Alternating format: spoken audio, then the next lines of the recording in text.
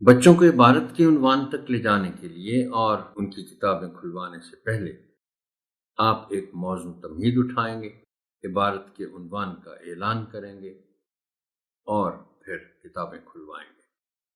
تمہید اٹھانے کے لیے درج ذیل نکات پیش ہیں، تاہم یہ حرف آخر نہیں ہیں۔ بہتر سے بہتر تمہید کے لیے آپ کی فکری جستجو جاری رہنی چاہیے۔ درج ذیل سوالات کی مدد سے تمہید اٹھائیں۔ پہلا سوال ہے کہ کیا کبھی کسی کو دیکھ کر یہ خیال آیا ہے کہ کاش آپ اس کی مدد کر سکتے؟ یہ سوال محترم ٹیچر ہو سکتا ہے آپ کو دہرانا پڑے، اس لیے کہ امکان یہ ہے کہ یہ سوال سن کر بچے سوچ میں پڑ جائیں گے کہ یہ سوال کیا ہے۔ آپ اس کو دہرائیں گے اور پوچھیں گے کہ کسی کو دیکھ کر صرف یہ سوچا ہے آپ نے کہ کاش آپ اس کی مدد کر سکتے؟ مدد کر سکنے کی اہلیت بات کی بات ہے، فی الحال صرف سوچ کی بات ہے۔ یقیناً اس کے جواب میں ہاں آئے گا۔ کیا آپ نے کبھی کسی غریب بچے کی مدد کی ہے؟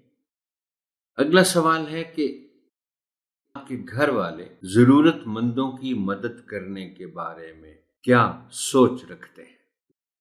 ظاہر ہے بچوں کے کانوں میں ان کے گھر والوں کی کچھ باتیں پڑتی رہتی ہیں جب بھی کوئی اس قسم کا موضوع زیر بحث آئے کہ یہ مانگنے والے بہت ہوتے ہیں، کیا کرتے ہیں، سڑکوں پہ کھڑے رہتے ہیں، وغیرہ وغیرہ وغیرہ۔ لیکن گھر والوں کی وہ گفتگو عکاسی کیا کرتی ہے ان کی سوچ کی۔ پھر ہے کہ آپ کس کس طریقے سے دوسروں کی خدمت کر سکتے ہیں۔ یاد رہے کہ بچوں کے لیے آپ نے یہ وضاحت کرنی ہے اس سوال کی کہ سوال یہ نہیں ہے کہ خدمت کرتے ہیں کس کس طریقے سے، سوال یہ ہے کہ آپ کس کس طریقے سے دوسروں کی خدمت کر سکتے ہیں۔ امکانات کی بات ہے تو یہاں آپ بچوں کو وقت دیں گے کہ وہ اپنے اپنے خیالات کا اظہار کر سکیں، کیسے کیسے دوسروں کی مدد کی جا سکتی ہے، طریقے کیا ہیں، ممکن طریقے کیا ہیں۔